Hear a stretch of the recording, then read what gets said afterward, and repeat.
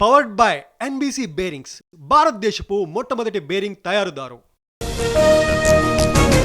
Telangana group 1 ఫలితాలు విడుదల. 562 మంది అభ్యర్థుల ప్రకటన. కోర్టు కేసుతో పెండింగ్ లో మరో పోస్ట్. రాజన్న సిరిసిల్ల జిల్లా డిపిఆర్ఓ శ్రీధర్ సస్పెన్షన్. ఆది శ్రీనివాస్ కు సంబంధించిన కార్టూన్ షేరింగ్ పై యాక్షన్. కలెక్టర్ సందీప్ కుమార్ ఉత్తర్వులు. జీఎస్టీ 2.0తో సామాన్యులు పేదలకు లబ్ధి. దీపావళికి ముందే అందరి ఇళ్లలోకి లక్ష్మీదేవి వచ్చింది. కేంద్ర మంత్రి నిర్మలా సీతారామన్ కామెంట్.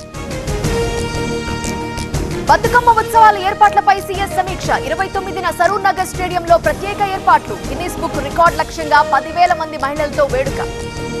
స్మితా సబర్వాల్ పిటిషన్ పై ఇవాళ హైకోర్టులో విచారణ.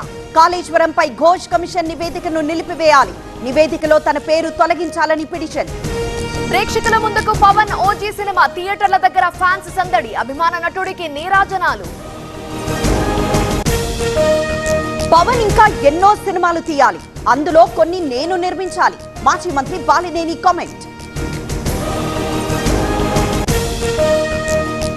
శాస్త్రోక్తంగా శ్రీవారి ధ్వజారోహణం. పెద్ద శేష వాహనంపై మలయప్ప స్వామి దర్శనం. పట్టు వస్త్రాలు సమర్పించిన సీఎం చంద్రబాబు. విజయవాడ ఉత్సవ్ శతాబ్దాలు కొనసాగాలి. దుర్గా నవరాత్రి పూజలు భారతీయుల అదృష్టం. ఉపరాష్ట్రపతి సిపి రాధాకృష్ణన్ వ్యాఖ్య. ఒత్తిళ్లను అధిగమించి రాష్ట్ర కమిటీ కూర్పు. తెలంగాణలో అధికారమే లక్ష్యం. పదాధికారులకు రామచంద్రరావు టార్గెట్.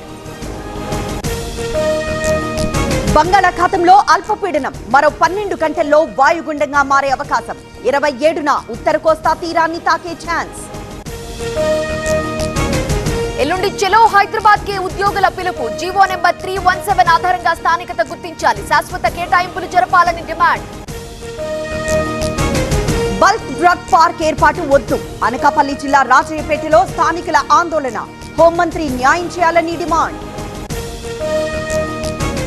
లంబాడాలను ఎస్టీ జాబితా నుంచి తొలగించాలి, లేదంటే నేతలను ఊళ్లలోకి రానివ్వం. ఇంద్రవెల్లి సభలో ఆదివాసీల అల్టిమేటం.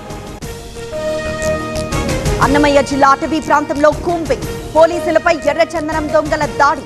34 లక్షల విలువైన దొంగలు స్వాధీనం.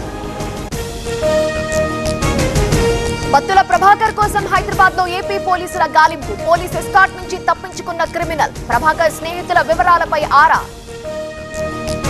ఎరువులు విత్తనాల షాప్ లైసెన్స్ కి 1,00,000 డిమాండ్. మోమిన్పేట ఏఓను పట్టుకున్న ఏసీబీ. జయశంకర్ 50,000 తీసుకుంటూ ఉండగా పట్టివేత. బీహార్ ఎన్నికల్లో పోటీకి మజ్లిస్ కసరత్తు. 6 సీట్లు ఇవ్వాలని ఇండీ కూటమి విజ్ఞప్తి. ఓవైసీ ఆఫర్ కు ఆర్జేడీ నేతల తిరస్కరణ. బీహార్ పై కేంద్ర ప్రభుత్వం వరాల జల్లు. 6,000 కోట్ల విలువైన అభివృద్ధి ప్రాజెక్టులు. రైల్వే ఉద్యోగులకు 78 రోజుల దీపావళి బోనస్.